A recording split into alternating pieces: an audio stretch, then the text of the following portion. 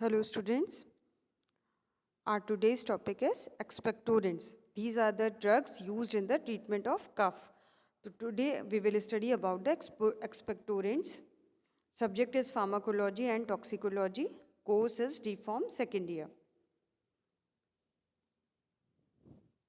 And the contents for today. पहले हम देखेंगे drugs used in the treatment of cough. दो प्रकार की ड्रग्स हैं जो कफ के ट्रीटमेंट पे उपयोग की जाती हैं, एक एक्सपेक्टोरेंट्स और दूसरी हैं एंटी ट्यूसिव्स। तो आज हम एक्सपेक्टोरेंट्स के बारे में पढ़ेंगे and we will study antitussives in the next video. तो कंटेंट्स हैं,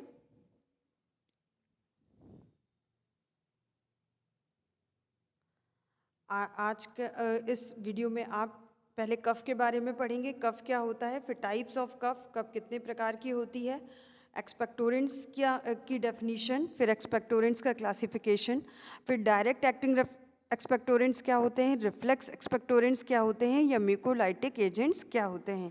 इन सब के बारे में आज हम पढ़ेंगे। These are the contents for today. कफ क्या है? कफ, we will begin with the introduction of cough. पहले हम कफ के बारे में देखते हैं। कफ क्या है? कफ is a protective reflex to expel an irritant or obstructive material from the lungs with a sudden sharp sound. ये एक प्रोटेक्टिव रिफ्लेक्स है। कफ, या जिसे आप खांसी कहते हैं कॉमन भाषा में, तो कफ या खांसी एक प्रोटेक्टिव रिफ्लेक्स मैकेनिज्म है जिससे कि अगर आपकी रेस्पिरेटरी ट्रैक्ट में या लंग्स में कोई भी इरिटेंट आ गया है जो इरिटेशन पैदा कर रहा है रेस्पिरेटरी ट्रैक्ट में, या फिर ऑब्स्ट्रक्शन उत्पन्न कर रहा है, अवरोध उत्पन्न कर रहा है, तो वो मटेरियल को लंग्स से या फिर रेस्पिरेटरी ट्रैक्ट के बाहर निकालने का तरीका है। लंग्स से उसको बाहर निकालते हैं कफ के द्वारा। तो कफ इसलिए ये एक प्रोटेक्टिव, यानी ये बॉडी को प्रोटेक्ट करती है किसी ऑब्स्ट्रक्टिव मटेरियल से या किसी इरिटेंट से, लंग्स को प्रोटेक्ट करती है। An occasional cough is normal and healthy. कभी कभार जो कफ होती है वो नॉर्मल है और हेल्दी भी है। It may be normal clearing of Airways. ये किस वजह से हो सकती है? जो ओकेजनल कफ है, नॉर्मल एयरवेज को नॉर्मल क्लियरिंग करने के लिए हो, क्लीन करने के लिए हो सकती। Irritants such as smoke and gas, अचानक से कोई स्मोक या गैस लंग्स तक पहुंच गई हो, टोबैको का यूज़ करने पर भी ये हो सकती है, या improperly swallowing food and liquids. अगर इम्प्रॉपरली, ठीक तरीके से फूड या लिक्विड को swallow नहीं किया गया है तो भी जो है कफ आ जाती है, जिसकी वजह से वो जो मटेरियल जो लंग्स में चला गया है वो बाहर निकल जाता है। तो इस वजह से कभी कभी ओकेजनल कफ हो जाती है। ओकेजनल मतलब कभी कभार, और ये नॉर्मल है। ओकेजनल कफ नॉर्मल है और हेल्दी भी है।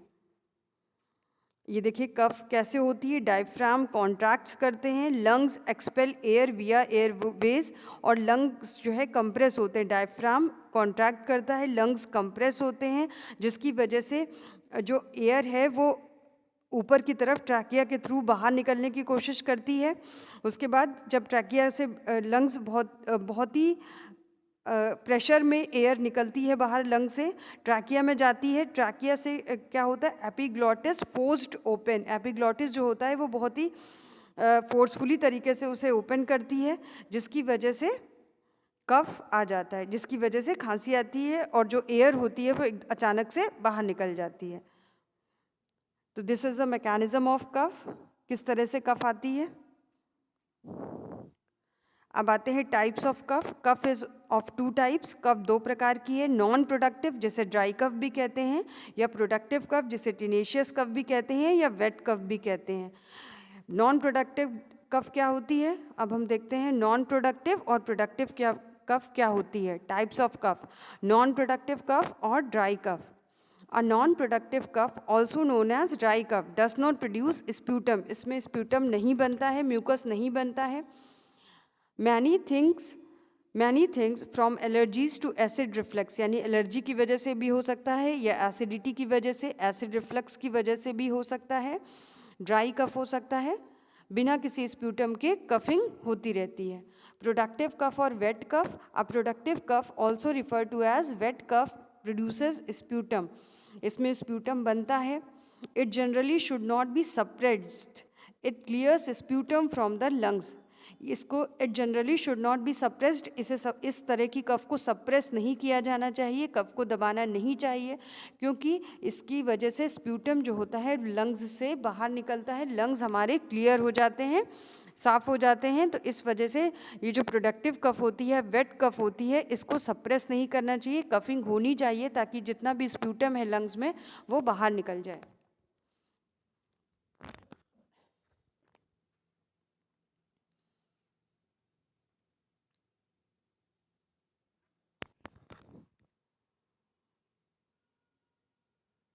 तो अब हम पढ़ते हैं एक्सपेक्टोरेंट्स के बारे में. एक्सपेक्टोरेंट्स क्या होते हैं? The drugs that help in the ease expulsion of the secretions or mucus from the respiratory tract. वो ड्रग्स जो म्यूकस या रेस्पिरेटरी ट्रैक्ट के जो सिक्रीशन है स्प्यूटम को बाहर निकालने में हेल्प करते हैं, बाहर निकालने में मदद करते हैं, उनको एक्सपेल करने में रेस्पिरेटरी ट्रैक्ट से या लंग से बाहर निकालने में जो हेल्प करते हैं वो एक्सपेक्टोरेंट्स कहलाते हैं. उसको और आसान बना देते हैं, स्प्यूटम को लंग से बाहर निकालना बहुत ही आसान कर देते, एक्सपेक्टोरेंट से और इजी हो जाता है. They do this by increasing the water content of the secretions, which decreases their thickness, stickiness, making them easier to cough up.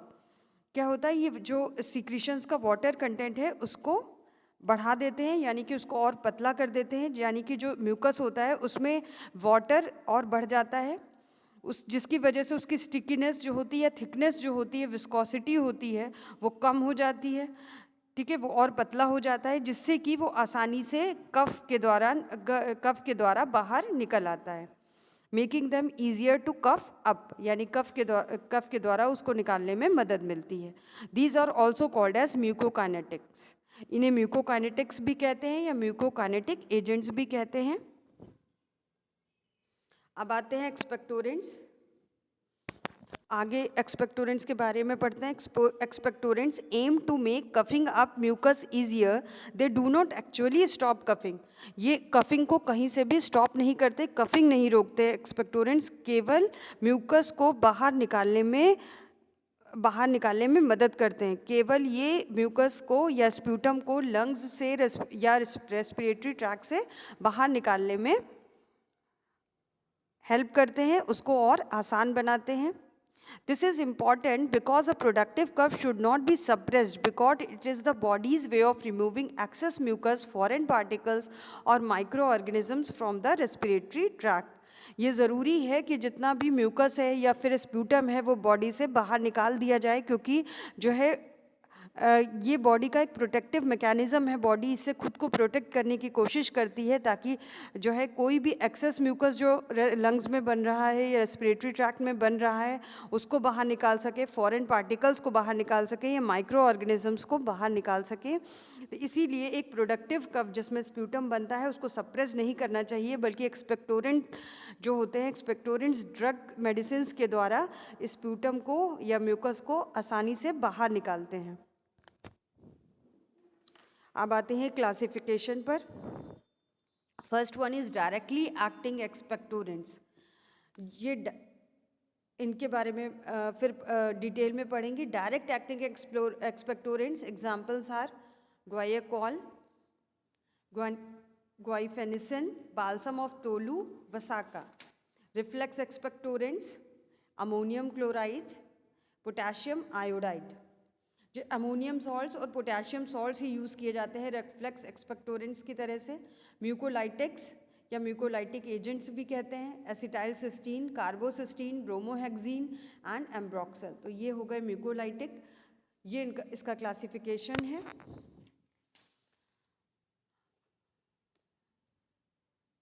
जो ये डायरेक्ट एक्सपेक्टोरेंट्स हैं ये ओरली लिए जाते हैं. जो रिफ्लेक्स एक्सपेक्टोरेंट्स हैं ये इनहेलेशन द्वारा लिए जाते हैं, डायरेक्टली रेस्पिरेटरी ट्रैक्ट में लिए जाते हैं. अब आते हैं डायरेक्ट एक्टिंग एक्सपेक्टोरेंट्स के के बारे में पढ़ते हैं। These are administered orally. These act directly by increasing the bronchial secretions. Also, these act by increasing mucociliary action.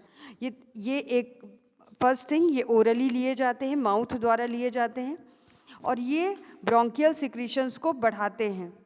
Also these act by increasing mucociliary action, ये म्यूकोसिलियरी एक्शन उत्पन्न करते हैं, म्यूकोसिलियरी एक्शन को बढ़ाते हैं। तो म्यूकोसिलियरी एक्शन क्या है? Movement of the mucus layer through ciliary action. जो म्यूकस है उसको सीलिया की हेल्प से वो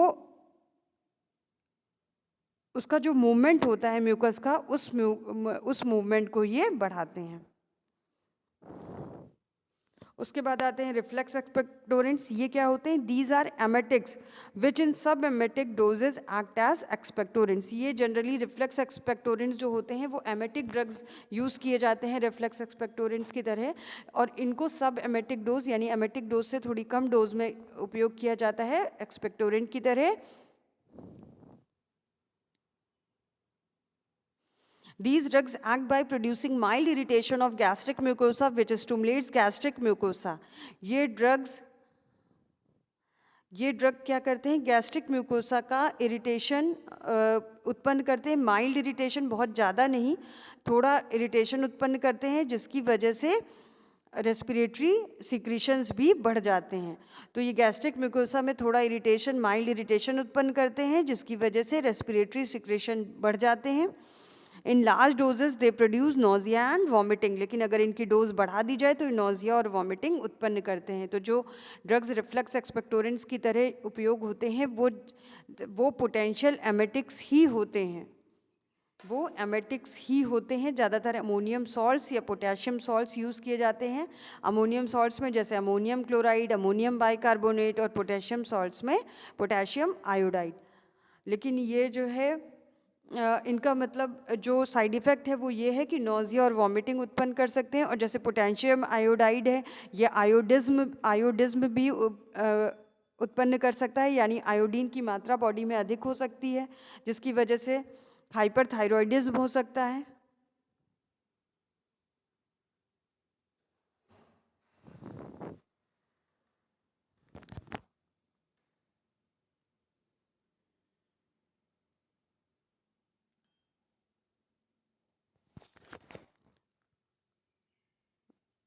तो ये रिफ्लेक्स एक्सपेक्टोरेंट्स की बात हो गई।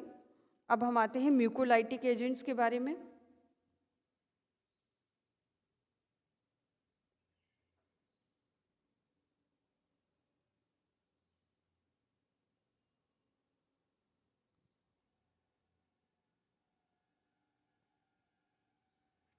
These are the drugs which increase the viscosity of the sputum.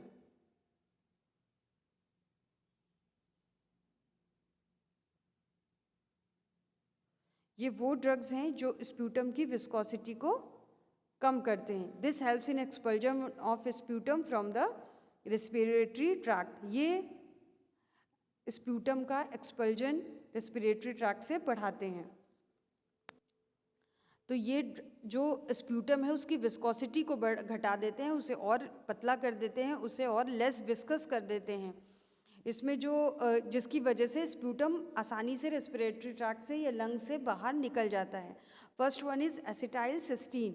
When inhaled by mouth it is used to make sputum less viscous due to certain lung diseases such as emphysema, bronchitis, cystic fibrosis and pneumonia. तो ये इन disease में, lung disease में use की जाती है और ये माउथ के द्वारा ली जाती है। इनहेल्ड बाय माउथ, ये माउथ के द्वारा इनहेलेशन के द्वारा ली जाती है, यानी कि डायरेक्टली जो है it is taken in the respiratory tract. Emphysema क्या होता है? It is shortness of breath. Bronchitis क्या होता है? Bronchitis inflammation of the bronchioles. Cystic fibrosis एक डिसीज़ है जो जेनेटिक डिसीज़ है जिसमें क्या होता है कि म्यूकस का प्रोडक्शन खुद ब खुद बॉडी में ज़्यादा, म्यूकस का प्रोडक्शन रेस्पिरेटरी सिस्टम में ज़्यादा होता है, नॉर्मल से ज़्यादा, लेकिन ये एक जेनेटिक डिसीज़ है, ये पेरेंट से जनरल में आती है।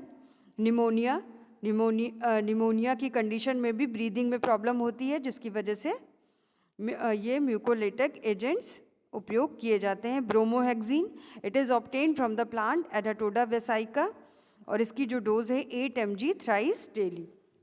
तो ये दो कॉमन ड्रग्स हैं जो म्यूकोलाइटिक एजेंट्स की तरह से उपयोग किए जाते हैं। Okay children, that's all for today. Thank you so much. Go through the video, take it down in your notebook and learn it. Thank you students.